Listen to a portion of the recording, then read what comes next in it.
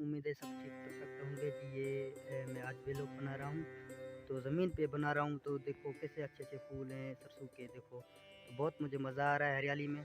तो ये मेरा फर्स्ट व्लॉग है, मैंने पहले भी एक वीडियो बनाई थी तो मुझे उसमें सपोर्ट नहीं मिली।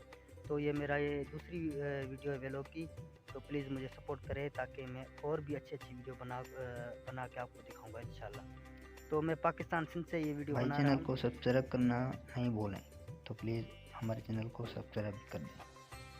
ये देखिए पानी आ रहा है नहर में से, तो ये गंदम को पानी दिया जा रहा है।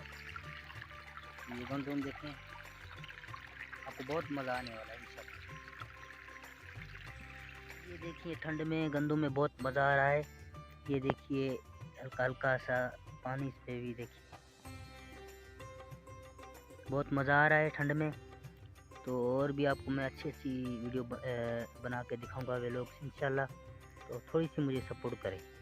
तो गाइस ये देखिए कितने खूबसूरत नज़र आ रहे हैं, आपको बहुत मज़ा आएगा। तो गाइस ये गंदम है जो बिल्कुल तैयार हो गई है। तो इंशाल्लाह 10 दिनों में इसकी कटाई हो जाएगी। तकरीबन 15 दिनों में कटाई हो जाएगी। आप देख सकते हैं कितना मज़ा आ रहा है। ये देखिए